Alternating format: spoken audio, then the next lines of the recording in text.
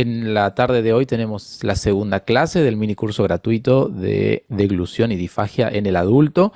Y la clase de hoy va a estar destinada a lo que es evaluación con una linda cuota de innovación.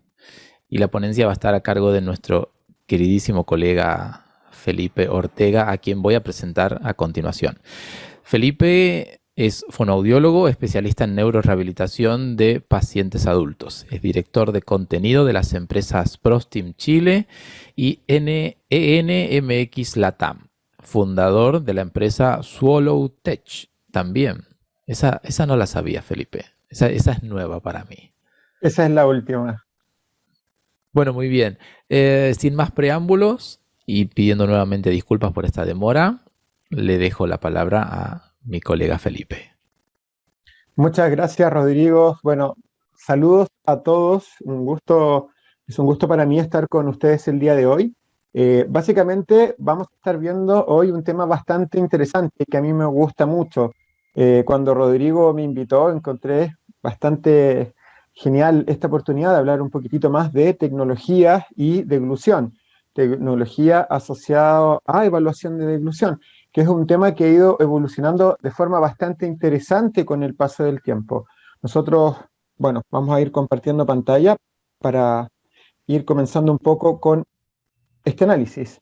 En la empresa donde yo trabajo, básicamente tenemos un- una edad bastante acotada, tenemos poco tiempo como empresa desde el año 2018 en adelante. Sin embargo, el trabajo que hemos venido realizando básicamente tiene más de 8 o 9 años. Y nosotros siempre, bueno, si algunos ya nos conocen un poco esta historia, pero nosotros comenzamos esto, todos los proyectos, ya sea de deglución o en trastornos motores del habla, los cursos y todos los proyectos en general, partió por el año 2009-2010. En esos años, en realidad, me tocó estar saliendo de la universidad, empezando ya a ejercer como fonoaudiólogo, y uno de los primeros objetivos que tuve fue poder también incluir dentro del desarrollo profesional un área que a mí me gusta mucho, que es la tecnología. Me llamaba mucho la atención en ese minuto la tecnología y nos encontrábamos en un contexto bastante particular, que hasta el día de hoy, ¿cierto? Genera un poco de ruido. El año 2010, por ejemplo, solamente teníamos algo de discusión en torno al uso de electroestimulación. En Latinoamérica no se conocía mucho y básicamente muy pocos profesionales formados. ¿Qué hicimos con esto? Primero, bueno, hipotecamos algunos gustos personales como un auto, etcétera, y me fui a estudiar, ¿cierto? Electroestimulación. Primero con VitalStim, luego con otras empresas. ¿Qué vimos con esto? Básicamente vimos varias cosas. La primera de ellas es que, por ejemplo, la electroestimulación ya venía desde otros países con más de 12 años de desarrollo, desde Estados Unidos, incluso desde Asia o Europa. Tenía mucho desarrollo en términos de su uso en deglución, a nosotros no nos llegaba esta información. Y como segundo componente importante, notamos que era bastante inaccesible como tecnología para nosotros en Latinoamérica este tipo de dispositivos. Por ende, uno de nuestros primeros objetivos en esa época, recién egresados de la universidad, con algunos colegas, fue tratar de generar tecnología. Y para eso, ¿qué fue lo que básicamente fuimos realizando? Fue ir buscando precisamente qué tipos de equipos teníamos disponibles en deglución, qué tipos de tecnologías fuera de la electroestimulación se encontraban disponibles y encontramos muchas cosas. En el año 2010 encontramos, por ejemplo, la electroestimulación de Vitalstein, encontramos la electroestimulación que era totalmente distinta, propuesta por otra empresa en la cual trabajaba una fonoaudióloga que se llama Teresa Weiber. Encontramos otro tipo de electroestimulación planteada por el fonoaudiólogo brasileño Bruno Guimaraes. Encontramos equipos de presión lingual, encontramos equipos, presión lingual, medición objetiva, encontramos equipos de evaluación, ¿cierto?, del rendimiento expiratorio, ¿cierto?, con un fin asociado a deglución. Eso fue bastante interesante. Encontramos una serie de dispositivos, como por ejemplo los electromiógrafos de superficie, de uso más genérico, un tipo de captador de señal que nos servía como control de un juego en 2D, ¿cierto? Como Super Mario, ¿cierto? Este juego de Nintendo, donde el salto del personaje se realizaba mediante una captación de una contracción muscular, es una contracción muscular a nivel del cuerpo o a nivel de la musculatura suprayoidea, un elemento súper interesante. Se preguntarán, ¿por qué esto es atingente a nosotros? Esto básicamente porque hoy en día, cuando nos proponen, por ejemplo, o cuando Rodrigo me decía que hiciéramos un tipo de presentación relativo a evaluación y tecnología, hoy en día tenemos una gran cantidad, ¿cierto?, de información.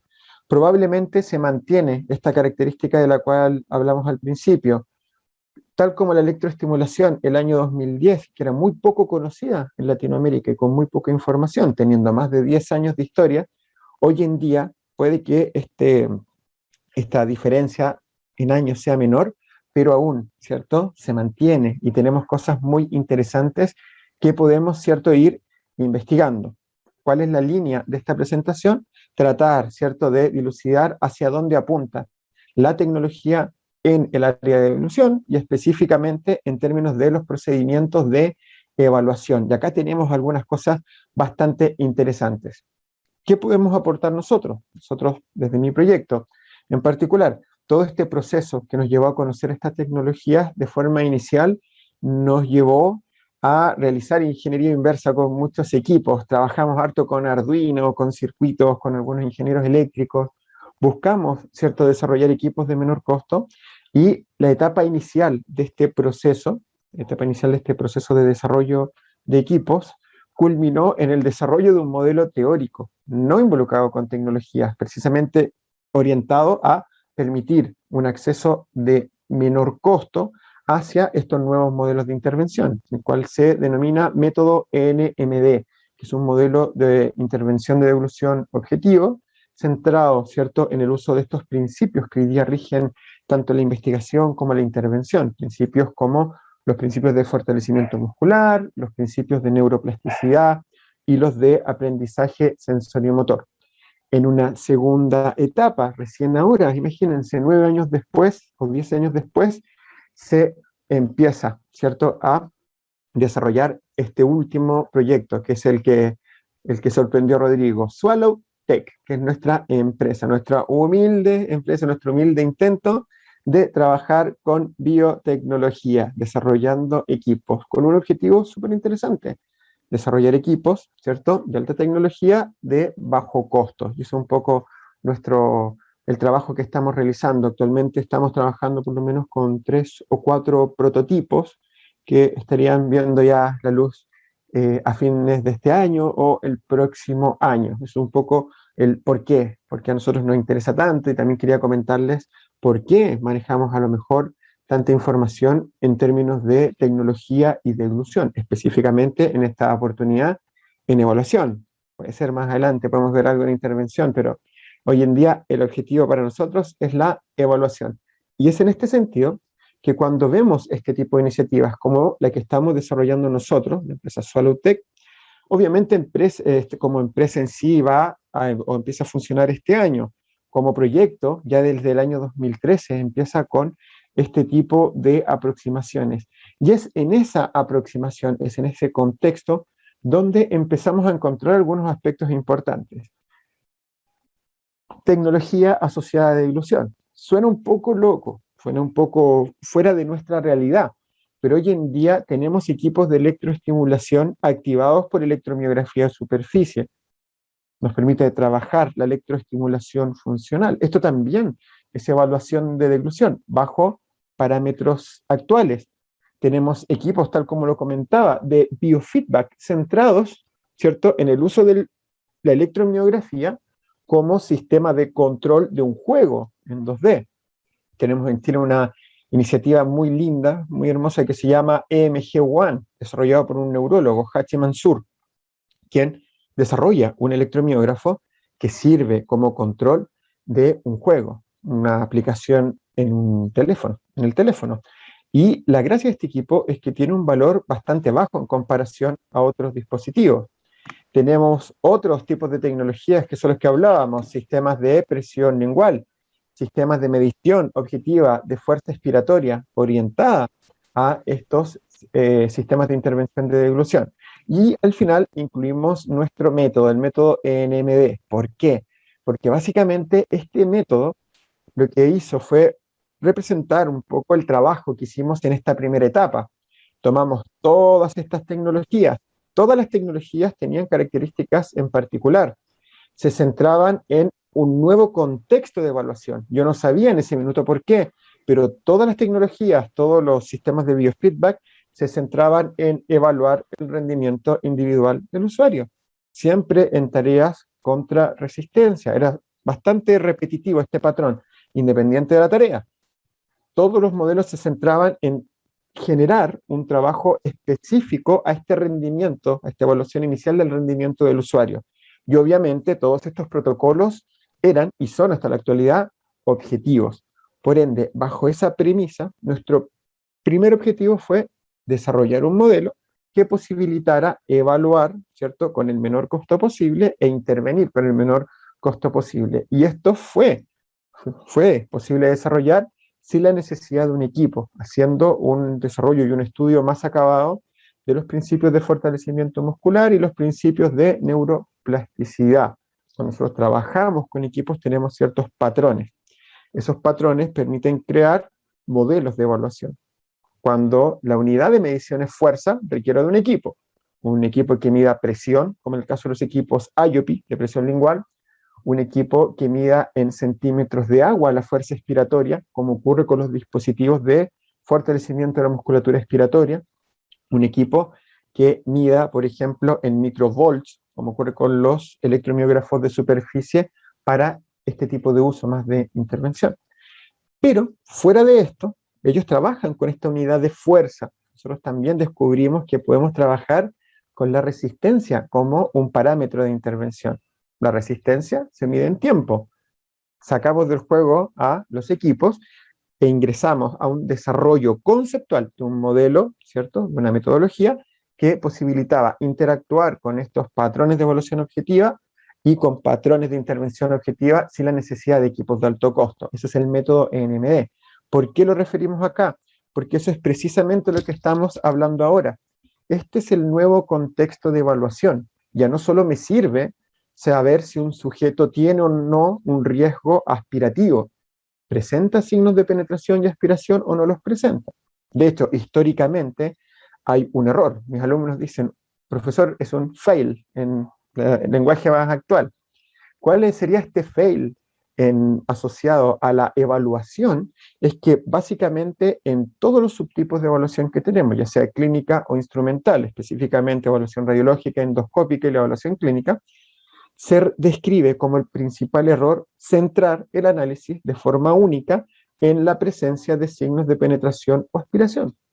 Porque la evaluación no es solo eso, no es solo determinar si existe este riesgo, sino que también mediante esta evaluación, históricamente desde los primeros modelos o protocolos de evaluación radiológica, modelo de Jerry Logeman, desarrollado en los años 60, el objetivo es determinar el riesgo de este tipo de eventos, pero también determinar los componentes fisiológicos y biomecánicos que están, ¿cierto?, viéndose afectados y que están incidiendo en esta manifestación clínica. Ese es un objetivo global de los procesos de evaluación. ¿Qué es lo que vemos con esos procesos? Obviamente la evaluación clínica es muy subjetiva. Teníamos, por ejemplo, procedimientos como la auscultación cervical, o otro procedimiento altamente cuestionado, porque era subjetivo. Teníamos procedimientos de evaluación instrumental, pero que tenían como déficit la dificultad en términos del acceso. Era difícil, y hasta el día de hoy en muchos lugares, muchos centros, es difícil contar con evaluaciones biofluoroscópicas. Probablemente en muchos contamos con evaluación endoscópica, pero en muchos centros también es imposible contar con metodologías de evaluación instrumental. Ese es un contexto interesante de analizar. ¿A dónde apunta o a dónde apuntaba este contexto? Porque este contexto de evaluación clínica e instrumental, evaluación clínica, evaluación radiológica, evaluación endoscópica, nos sitúa, por ejemplo, en Estados Unidos en los años 80. A fines de los años 80 ya se contaba con todas estas herramientas. En el caso nuestro, situémonos en nuestra realidad en Latinoamérica, ¿todos contamos con esta posibilidad? Hoy en día vamos a hablar de cómo evoluciona esto, cuál es la tecnología, cómo evolucionamos, ¿cierto?, hacia esta evaluación de deglución del futuro. Pero tenemos que situarnos que básicamente esta evaluación orientada más futurística, con más tecnología, obviamente debe ser también situada en nuestra realidad. Y creo, en base a nuestra experiencia, que todavía nos encontramos un par de años, bastantes años, retrasados respecto a otros ciertos tipos de realidades, como por ejemplo ocurre en Estados Unidos. ¿Qué tenemos acá? ¿Qué primera conclusión podemos sacar respecto a este primer ejemplo? Tenemos una evaluación de deglución tradicional, orientada a caracterizar, ¿cierto?, la fisiología, la biomecánica o la fisiopatología, orientada a determinar si presentamos ciertos eventos penetrativos o aspirativos o no los presentamos, orientada a determinar si es que el usuario presenta o no un trastorno de la deglución. Eso es un primer componente. Un segundo componente más actual se centra en este segundo punto de evaluación. Una vez que determino si el usuario tiene o no algún subtipo de alteración de deglución, debemos evaluar y debemos determinar cuál es el rendimiento de este usuario en determinadas tareas. Y es acá donde entra en juego todo este segundo componente de evaluación más actual. Principios de fortalecimiento muscular, principios de neuroplasticidad, principios de aprendizaje sensoriomotor. Si voy a trabajar un ejercicio lingual, debo saber cuánto presiona en fuerza, nivel de fuerza, como lo que mide un equipo IOP, presión lingual en fuerza o presión lingual en resistencia, como el método ENMD. ¿Cuántos segundos logra este usuario de presión máxima, tiempo máximo de presión máxima? Eso es resistencia, eso es método ENMD. ¿Cuánta fuerza tiene? Es presión máxima con el equipo IOP, con una válvula. Debemos caracterizarlo. Si voy a hacer o voy a utilizar un ejercicio expiratorio, debo evaluar en el usuario cuál es su nivel máximo de presión expiratoria. Si voy a realizar, por ejemplo, algún subtipo de maniobra, como el mismo setar o la técnica maniobra de Shakir o Shaker, ¿sí? Depende un poco de la pronunciación. Aprendí que era Shakir hace poco. Debiera evaluar objetivamente cuánto tiempo genera una flexión isométrica. ¿Sí? ¿Cuánto tiempo? Debo evaluarlo de forma objetiva. O sea, hoy en día todo apunta a caracterizar el rendimiento. Un segundo componente de evaluación. ¿Qué es lo que ocurre con esto? La deglución en sí, como proceso, sabemos que es un componente y una función bastante compleja de analizar. Por ende, no cursa, ¿cierto?, como una presión lingual aislada, sino que en algún punto se genera este tipo de desplazamiento sumado a una gran cantidad de componentes fisiológicos y biomecánicos. La deglución nos lleva a analizar estas dicotomías que vemos en el ejemplo, como este complejo acto sensorimotriz. Tiene componentes sensoriales, tiene componentes motores. Tenemos un componente que es más voluntario, tenemos componentes que son reflejos, subconscientes involuntarios. Tenemos una gran cantidad de sistemas de control neuromuscular involucrados, tenemos componentes fisiológicos asociados y cada componente fisiológico se asocia a un posicionamiento o un desplazamiento, a este componente más biomecánico. Y cada desplazamiento, cada posicionamiento tiene cadenas musculares que van a estar interactuando para generar este desplazamiento o posicionamiento y que a la vez interactúa con otras cadenas musculares que posibilitan esta función. Y eso nos lleva a este análisis que vemos en esta imagen. Modelos fisiológicos tradicionales versus nuevos modelos, ¿cierto?, fisiológicos de deglución. Esto es una contextualización también interesante, bastante centrada a este primer elemento de análisis, donde evaluábamos la deglución desde esta perspectiva tradicional. La evaluación de deglución tiene y cuenta con muchas ciertas herramientas desde un punto de vista más tradicional, que era lo más común. Teníamos ciertos screenings de ingreso, que habitualmente dependen un poco del tipo de equipo de intervención, pero habitualmente y en muchos países se refiere como un tipo de prueba no realizada por un fonoaudiólogo, sino que muchas veces por incluso equipos de enfermería, con estos filtros de ingreso, hacia unidades de intervención de deglución o centros de deglución. Teníamos evaluación clínica, teníamos la auscultación cervical, la evaluación radiológica, la evaluación endoscópica, la evaluación manométrica. Son relativamente un breve resumen de los procedimientos, ¿cierto?, que tradicionalmente teníamos considerados. Lo podemos encontrar en la literatura en una gran cantidad de publicaciones. ¿Cuál era el tema con esto?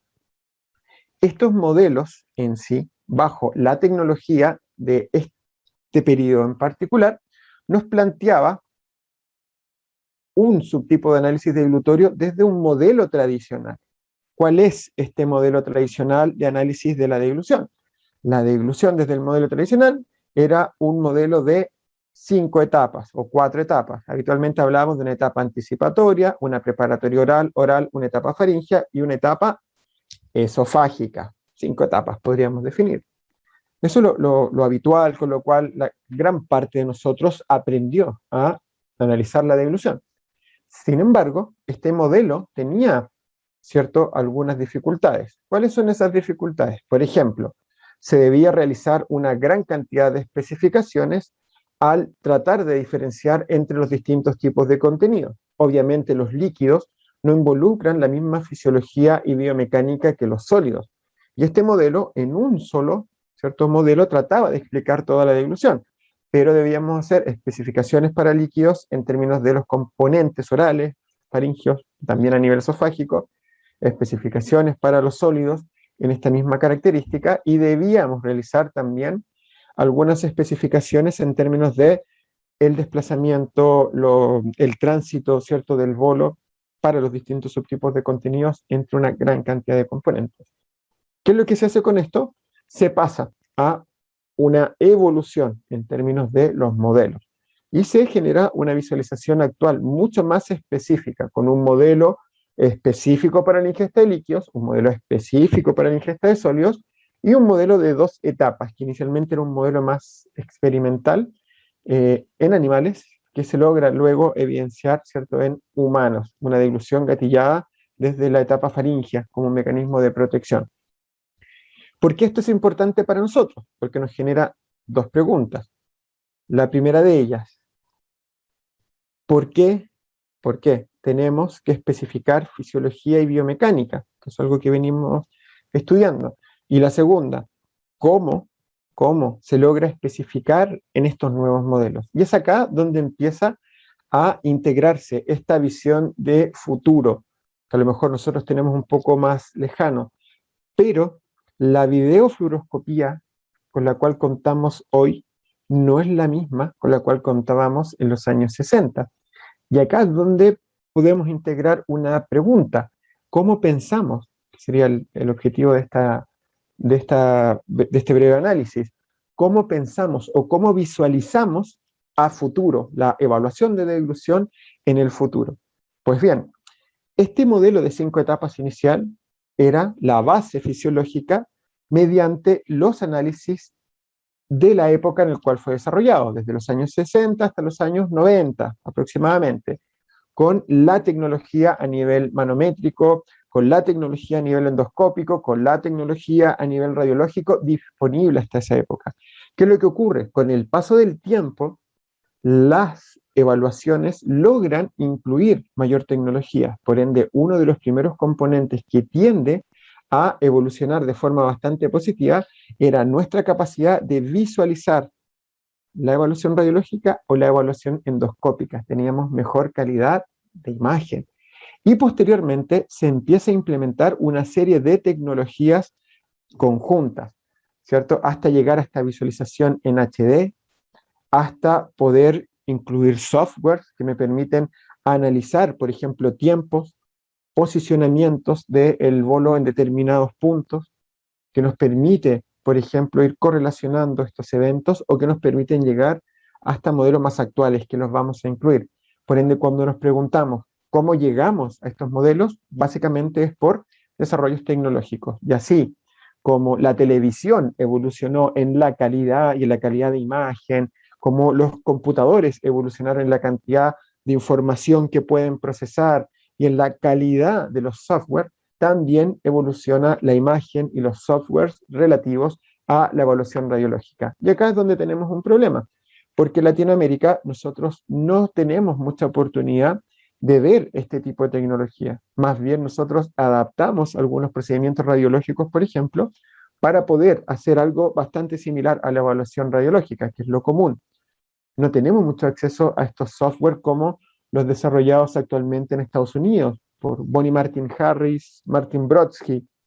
Tienen un procedimiento denominado MBS IMP, ¿sí? Que viene de MBS, de la evaluación radiológica de deglución, y que obviamente asocia estos componentes, asocia estos elementos de análisis, integra esta mejor visualización, integra software, integra un análisis que viene por nuestra parte, análisis fisiológicos, análisis biomecánicos y la integración a estos desplazamientos y la integración a estos posicionamientos de estructura de las cadenas musculares que están interactuando para precisamente permitir esto. Por eso es interesante esta pregunta que tenemos acá. ¿Cómo se logran estructurar estos nuevos modelos de análisis? ¿Será la evaluación radiológica? ¿Será la evaluación endoscópica? ¿Será esta evaluación manométrica? La respuesta en realidad es un mix de todas, ¿cierto? La evolución de los procedimientos de evaluación instrumental son los que permiten esta especificación. Pero también debemos integrar este concepto bajo este primer modelo de análisis centrado en la fisiología y fisiopatología deglutoria. Nosotros tenemos dificultades para acceder a este tipo de tecnología. Y por eso de repente se ve como algo lejano, pero que en realidad lleva muchos años instaurado. ¿Qué es lo que nos dice esta información, ¿cierto? En términos más particulares de la deglución, en términos de estos modelos. Miren la cantidad de eventos que tenemos descrito. Acá hay un tema, una vez un profesor me decía, antes uno tendía a ver de forma bastante estándar, uno cometió algunos errores con la evaluación fisiológica. Veíamos 5 etapas, ¿cierto? Anticipatoria, preparatoria oral, oral, faringe, esofágica, donde las etapas orales eran básicamente de recepción, masticación y propulsión, y la etapa faríngea de protección de la vía aérea y la etapa esofágica. Tendría uno a generalizar un poco el proceso. Miren acá en este ejemplo, tenemos solamente el modelo para la ingesta de líquidos. 4 etapas, preparatorio oral, oral, faríngea, esofágica. Mantienen la nomenclatura. Pero miren lo interesante, que es lo que no está en negrita. Tenemos por cada uno de estos componentes especificados todos los componentes fisiológicos que están formando parte de esto. Y esto es lo que se ve reflejado en software actuales de evaluación radiológica, por ejemplo. Todo esto es lo que se considera, incluso en los protocolos de evaluación radiológica tienen 17 componentes fisiológicos de análisis que se analizan básicamente por cada uno de los contenidos ingeridos. ¿Qué quiere decir esto? Si yo evalúo con 1, 3, 5, 7, 10 ml de líquidos claros, por ejemplo, y agrego líquidos tipo néctar y tipo miel, bajo esta nomenclatura de las consistencias más antiguas, evalúo semisólidos y sólidos, tendría 9 componentes. Imagínense, integramos un componente inicial, a lo mejor de poder de contención oral de 1 ml, 10 componentes. Eso quiere decir que el análisis posterior a la evaluación involucraría evaluar estos 17 componentes por cada uno de ellos. Esos son los modelos actuales. Ahora, acá, ahí es donde tenemos que hacer una especificación interesante que podría orientarse a futuro. Esta es la deglución del año 2021. La fisiología del año 2021 especifica todos los componentes que están interactuando. Y estos componentes también pueden ser especificados en la ingesta de sólidos. Esta es la evolución del análisis de deglución. Cada etapa, la fisiología de los sólidos, tiene etapas fisiológicas, tiene subcomponentes fisiológicos que permiten caracterizar de mejor forma la deglución, y obviamente este avance en la visualización, en los software, nos permite caracterizar cada uno de estos componentes. ¿Qué es lo interesante acá? Características, ingesta de líquidos, un aspecto que se puede integrar bastante bien es este análisis de especificación, como lo que vemos en la etapa preparatoria oral. Debemos considerar la estabilización del maxilar inferior, el cierre anterior por el cierre labial, el cierre lateral por el buccinador, un cierre posterior, que es una gran proporción de sujetos, presenta este cierre posterior, ¿cierto? En algunos sujetos, y estos autores como Jenesa Humbert especifican que también encontramos sujetos que no tienen un cierre posterior durante la ingesta de líquido, pero se especifica, y ya lo sabemos, para los líquidos. Y el gran evento de la etapa preparatoria oral es la contención anterior de líquidos, es decir, la lengua se sitúa en un descenso del ápice, elevación de la base, y el líquido se sitúa bajo este posicionamiento hacia anterior. Esto es una especificación actual. ¿Cómo logramos esto? Proyectando, ¿cierto?, la tecnología, la evaluación radiológica, en base a estos nuevos alcances tecnológicos desde los años 80 hasta el año 2005, 2010, mejorando la calidad de imagen, mejorando también los software. ¿Y por qué decimos hasta el año 2010? Porque hoy en día eso no es lo más tecnológico que tenemos. Imagínense la imagen que tenemos atrás, que básicamente podría ser una evaluación biofluoroscópica, el nivel de detalle con el cual se pueden observar las vértebras o se puede ver con un esfuerzo, no sé si se verá, pero justo donde dice etapa faringea, donde dice apnea deglutoria, desde ahí hacia abajito se logra visualizar el hueso yoides. Ese es el nivel de visualización, ¿sí? Hoy día tenemos software de slow motion que nos permiten ver paso a paso todo, ¿cierto?, el tránsito del contenido ingerido. Es bastante interesante, pero esta es la tecnología del año 2010. Todavía no llegamos al 2021. Lo mismo ocurre con la ingesta de sólidos. Dos modelos bastante bien detallados. ¿Qué tenemos acá como ejemplo? Que acá viene otro punto interesante, nuestros requisitos. Y acá, esta visión a lo mejor más a futuro, más futurística, siempre tiene una característica particular. Nosotros somos los que debemos analizar estos componentes. ¿Y que viene después de lo fisiológico? Lo biomecánico.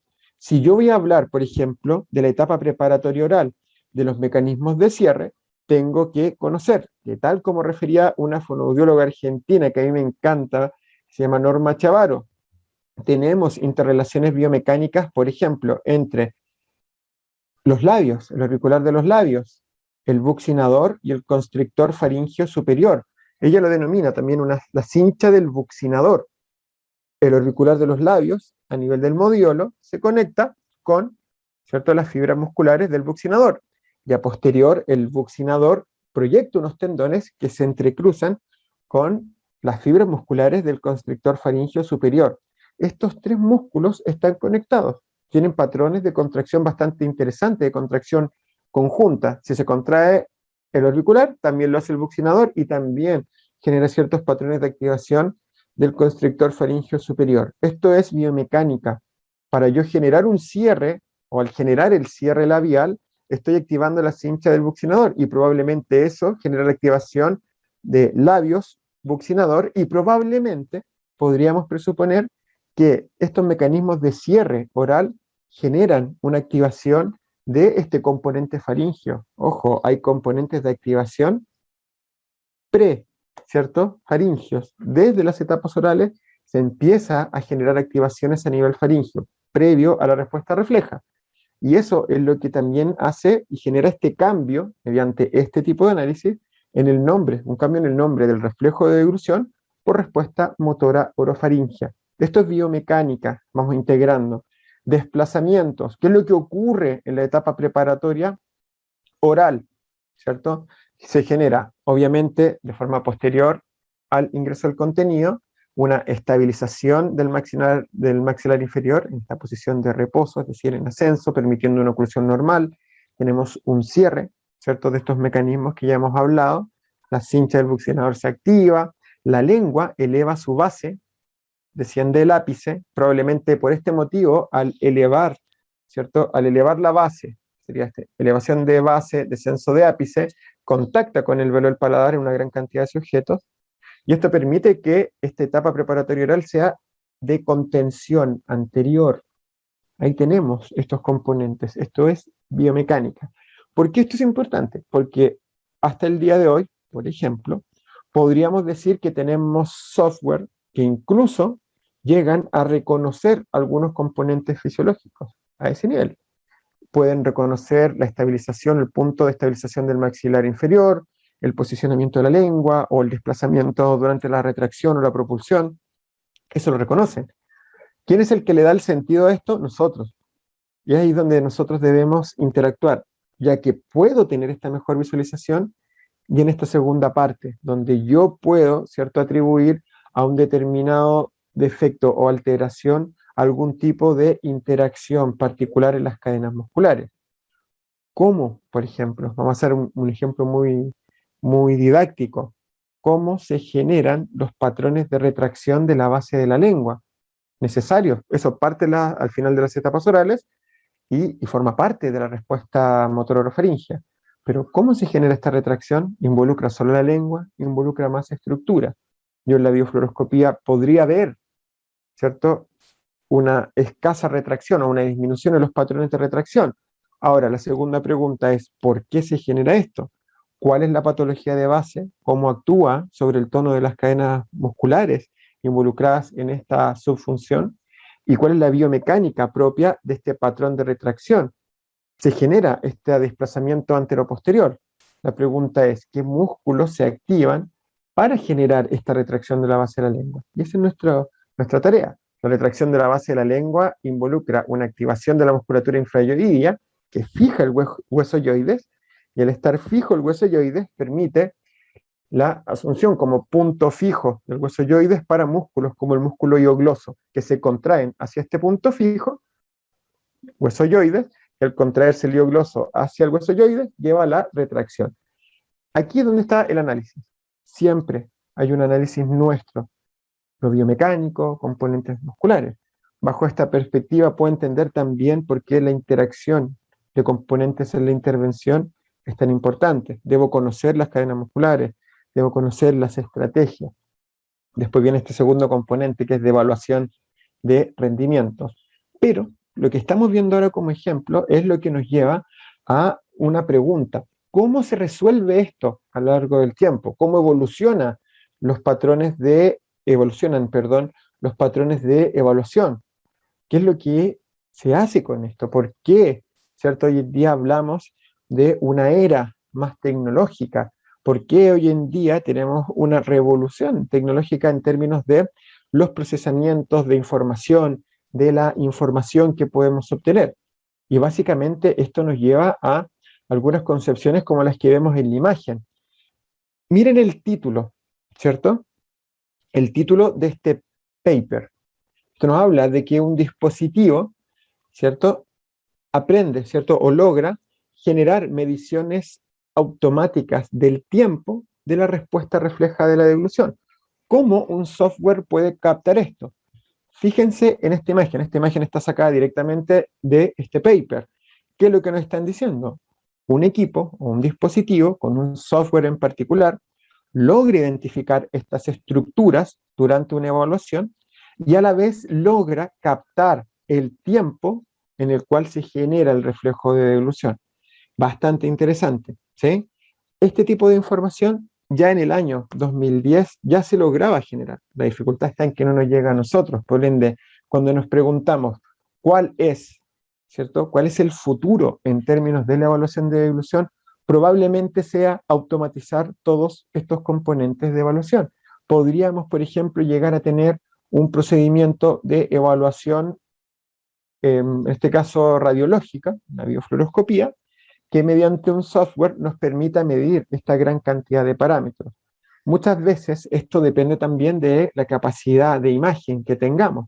Pero piensen en esto, si logro detectar, ¿cierto?, la respuesta refleja, puede ser con parámetros. ¿Cómo? ¿Cómo yo puedo detectar la respuesta refleja?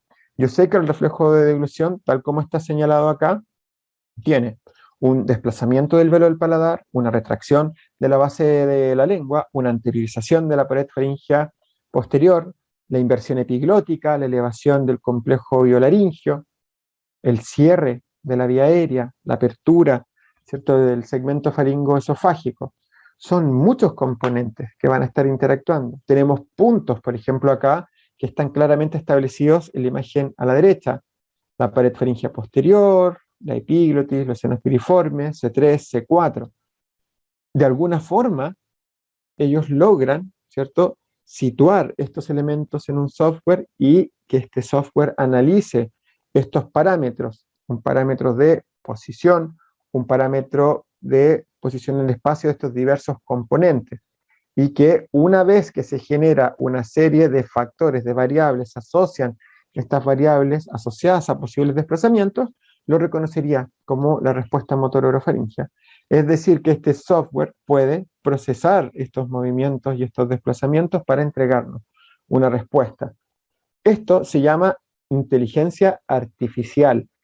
¿Qué es la inteligencia artificial? Es un componente utilizado, tal como vemos acá, básicamente con muchos fines, ¿sí? La inteligencia artificial lo que hace es desarrollar modelos, son modelos muchas veces matemáticos, asociados a esta serie de variables para poder generar, ¿cierto?, una predicción, un análisis y una predicción en términos de, en este caso, una función, una predicción matemática, por ejemplo, en términos de la respuesta de una población a un evento X, etcétera. ¿Por qué la inteligencia artificial es el futuro de la deglución? Porque hoy en día está generando, estamos en vías de, esto es el futuro, una evaluación de deglución con reconocimiento de eventos. No debiéramos extrañarnos que por el nivel de calidad de imagen que tenemos y por el nivel de tecnología que tenemos, en un tiempo no muy lejano, logremos tener un procedimiento que genere todo el análisis necesario en términos de lo que se ve en un análisis videofluoroscópico, ¿sí? Por ejemplo, ingesta de líquidos con reconocimientos de los eventos que por lo menos puede reconocer el software, ¿sí? Pero sería bastante interesante porque si nosotros vemos esta imagen, básicamente lo que se atribuye es, mediante una serie, ¿cierto?, de software, se atribuyen componentes espaciales, componentes temporales, nos permite, por ejemplo, medir el tiempo de tránsito, tránsito oral, tránsito faríngeo, tránsito esofágico, comparar esta información con una norma, por ejemplo, nos permite comparar patrones de desplazamientos, vectores de desplazamiento, no solo hacia dónde se mueve, sino que cuánto se mueve y comparar esto con algún tipo de tabla normativa, por ejemplo, nos permitiría a lo mejor integrar de forma inmediata esta verificación de posibles eventos penetrativos o aspirativos. Esto es un poco la tecnología. ¿Cuál es el problema para nosotros? Que ya sabemos, este tipo de tecnología nos llega con bastante retraso. Por ende, ¿de qué nos sirve esto? Estamos hablando de la evaluación a futuro, qué es lo que se podría venir. Pero también esto nos sirve como una lección bastante importante de qué es lo que debemos tener. Si yo hago una evaluación, debo cuestionarme lo siguiente: ¿qué modelos fisiológicos estoy utilizando para analizar la deglución? Primera pregunta. Si utilizo los nuevos modelos fisiológicos, ¿conozco todos los componentes que forman parte de cada subetapa de cada modelo fisiológico? ¿Conozco cada subetapa de la ingesta de líquidos, cada subetapa de la ingesta de sólidos? ¿Conozco en cada subetapa, tal como lo vimos en la etapa preparatoria oral de líquidos, cada uno de los subcomponentes funcionales propios de la etapa preparatoria oral? La estabilización del maxilar inferior, el cierre anterior, el cierre lateral, el cierre posterior, este posicionamiento lingual que permite la contención anterior. ¿Conozco todos los componentes? Y así conozco los de la etapa oral, faríngea esofágica. Una vez que conozco esto, conozco la biomecánica subyacente a cada uno de ellos, a cada uno de estos subcomponentes funcionales. Y si conozco esta biomecánica, conozco los grupos y cadenas musculares involucrados y sus interrelaciones. Acá es donde empiezan las tareas pendientes. Probablemente esta gran cantidad de componentes que estamos describiendo hoy en día se puedan situar en un software, se puedan generar como parámetros de evaluación, se puede incluso realizar una evaluación biofluoroscópica y se pueda llegar a que este software determine qué componentes están presentando un menor patrón de desplazamiento, cuáles son las posibles cadenas musculares involucradas, qué es lo que lo estaría generando. Se puede integrar estas variables, pero ¿qué tenemos que tener nosotros? Porque tenemos que darle una utilidad a esta presentación. Si bien es de tecnología y es de cosas que a lo mejor todavía no podemos ver y no vamos a ver, sí démosle un uso. ¿Podemos utilizar esto? Perfectamente. ¿Y cómo lo podemos utilizar? Como motivación, a ver todos y cada uno de estos componentes y tratar de aplicarlos a la clínica. No me sirve de nada saber que tenemos un menor rango de retracción, ¿cierto?, de la base de la lengua, si no entiendo cuáles son las cadenas musculares que están involucradas, ¿sí? No saco nada con poder evidenciar esto si no entiendo que un usuario tiene esta alteración por una lesión central con espasticidad, la cual tiende a generar un aumento de tono en la musculatura infra. Como aumenta el tono infra, se fija el hueso yoides. Como se fija el hueso yoides, los sujetos con espasticidad tienden a tener la lengua en retracción. Por ende, ¿qué tengo que intervenir ahí? Inhibir musculatura infra y generar, ¿cierto?, una facilitación de estos patrones de anteriorización para volver a trabajar lo funcional. Ese análisis es interesante y esa es una lección que por lo menos nosotros sacamos de esto. No tenemos mucho acceso a esto, pero sí nos dimos cuenta que los requerimientos, la deglución, el análisis de la deglución del futuro, también tiene como tarea para nosotros mejorar y aumentar la cantidad, ¿cierto?, de información que manejamos. Eso es un componente interesante de integrar. Descubrí aquí un error, así que lo vamos a arreglar inmediatamente. Sigamos viendo. Inteligencia artificial, ¿qué es lo que nos permitiría a largo plazo? Inteligencia artificial es una palabra que incluso asusta un poco, se ve como muy futurístico, pero hoy en día es la era de la inteligencia artificial, lleva años y lo estamos viendo reflejado en todo lo que vemos. Por ejemplo, hace poco, no sé, compré un televisor y mi televisor se conecta con todo, llega a dar miedo, uno pasa a llevar el teléfono y el teléfono aparece en la pantalla. Si uno quiere escuchar algo, apoya el teléfono en la pantalla y reproduce el sonido, procesa la información. La inteligencia artificial hoy en día es la que, por ejemplo, predice mediante sus patrones de búsqueda en el teléfono qué tipo de marketing poner en sus redes sociales. La inteligencia artificial ya lleva años. Lo que ocurre es que ahora lo estamos dirigiendo hacia la devolución. Y tal como lo veníamos conversando, la inteligencia artificial lleva mucho tiempo en términos de el desarrollo de patrones y de tecnologías de evaluación, ya sea a nivel biofluoroscópico, puede incluirse también a nivel endoscópico también, por ejemplo, en reconocimiento de patrones de residuos posterior a la dilución, patrones de penetración o aspiración, es decir, quitándole un poco de trabajo y de carga al terapeuta, al ojo humano, y dándole más trabajo a la tecnología para detectar con mayor precisión, dándole más trabajo a la tecnología para analizar estas variables, ¿cierto? No solo debemos generar información en términos de si el sujeto presenta eventos penetrativos o aspirativos, sino que correlacionarlos. Y eso también hoy en día se podría hacer con este tipo de componentes, caracterizar componentes fisiológicos, biomecánicos, vectores de desplazamiento, qué se mueve, cuánto se mueve, tránsito del contenido ingerido, patrones de respuesta de los distintos subcomponentes involucrados, caracterizar los eventos como lo vemos acá. En términos generales, hoy en día el futuro es la mayor especificación de la función deglutoria, ya sea con o sin tecnología, eso es el futuro. Y cuando es con tecnología, obviamente es una especificación asociada a este procesamiento de variables. Y esto es lo que probablemente apunte hacia adelante. Pero un aspecto muy importante es que integremos este concepto que hemos venido conversando. Si no tengo inteligencia artificial, es mi inteligencia la que tiene que entrar en acción. ¿Y qué involucra que mi inteligencia entre en acción? Conocer componentes fisiológicos, ¿cierto? Macro, componentes fisiológicos micro, de cada etapa, de cada modelo, ¿cierto? Para líquidos, para sólidos. Conocer las etapas, los subcomponentes fisiológicos, conocer los desplazamientos, los posicionamientos, las cadenas musculares involucradas y el contexto global, porque nunca debemos olvidar, nuevamente, tal como decía Norma Chavaro, tenemos un sistema estomatognático compuesto por unidades funcionales. Cada unidad funcional estomatognática, cráneo cervical, cráneo facial, cráneo mandibular, linguoyoidea, ¿sí?, dentro de todo este contexto hibelofaringio, está compuesta por estructuras y por componentes musculares. Y estos componentes musculares de estas unidades funcionales estomatognáticas se comparten en muchos casos.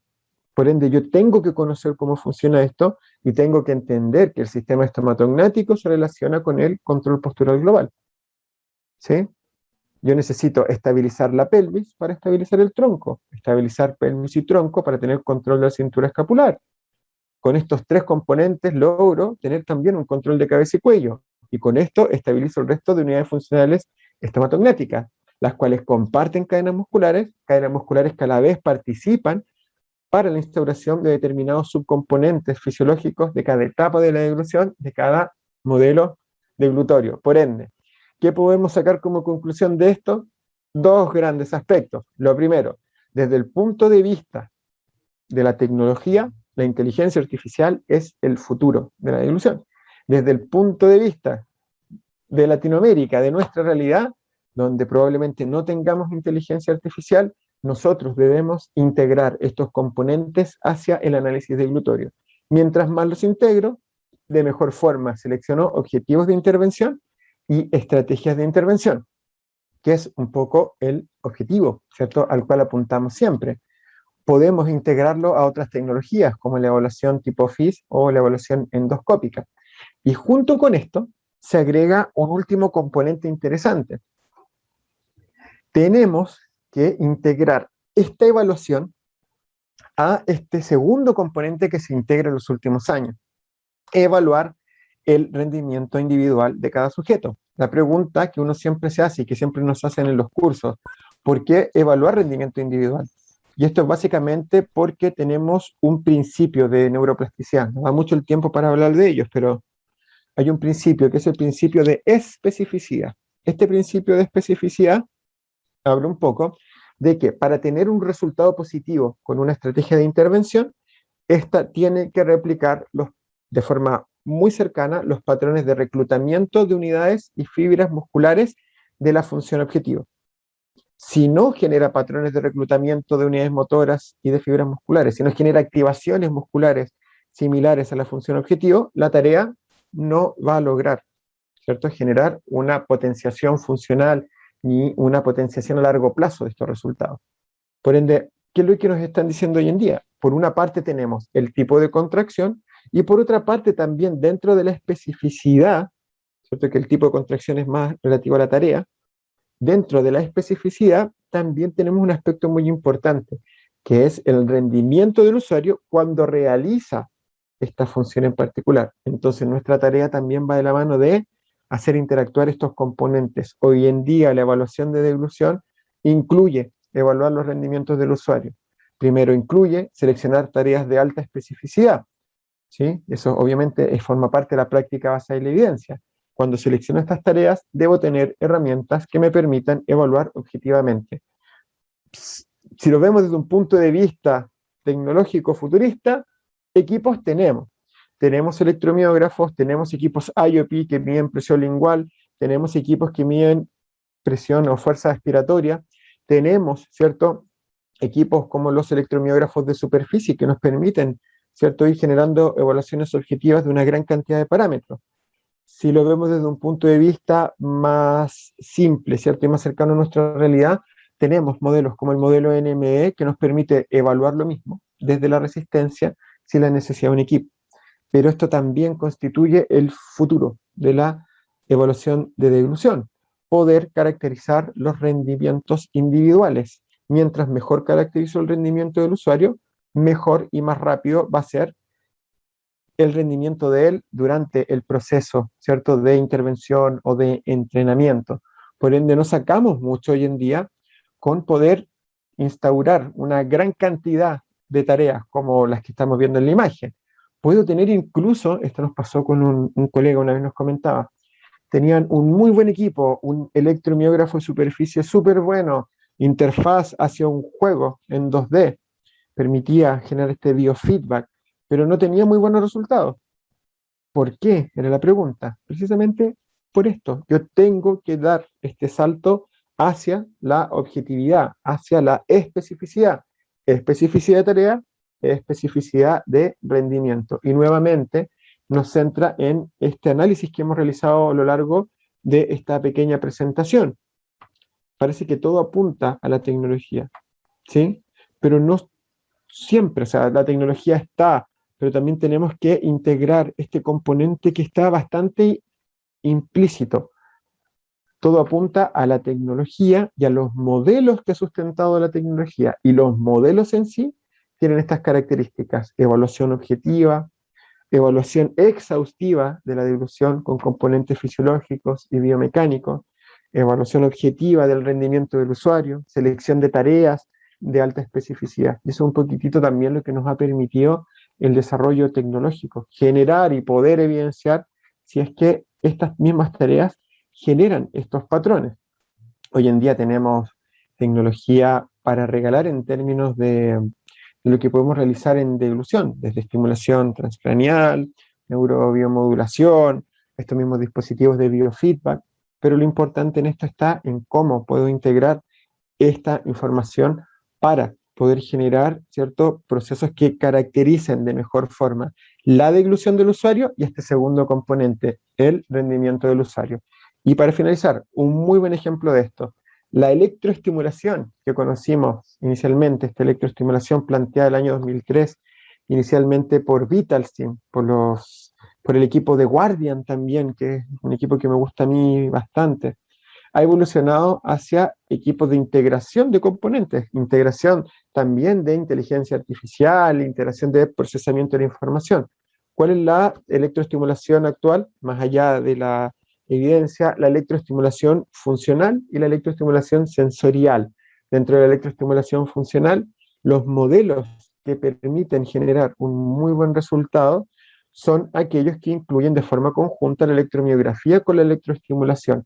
Por ende, la evaluación de deglución de esos equipos integra una evaluación del sujeto en términos del nivel de contracción muscular asociado a la deglución, y en base a esta contracción muscular se programa el equipo para que cuando llegue a determinado nivel de contracción se active el electroestimulador. Es decir, generando la deglución se integra la electromiografía y la electroestimulación. Es un poco de tecnología. Por ende, cuando nosotros analizamos esto ya a modo de resumen, si nos preguntamos hacia dónde apunta, ¿cierto?, la deglución y la evaluación de deglución en términos tecnológicos, tenemos una inclusión de una gran cantidad de componentes, desde la tecnología, procesamiento de la información, inteligencia artificial, inclusión de esta tecnología en dispositivos, como lo acabamos de ejemplificar en la electromiografía, electroestimulación, pero un aspecto importante: el futuro de la deglución no solo puede ser tecnología, también está desde nuestra parte,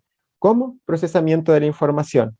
Debemos integrar todos y cada uno de los componentes que hemos visto a nivel de glutorios para poder tener una mejor caracterización de la alteración del usuario. Así que con eso estamos por hoy y bueno, les quiero dar las gracias. Si tienen preguntas también, no sé, Rodrigo, ahí tú nos puedes ayudar un poco, pero esta ha sido la presentación que generamos para el día de hoy.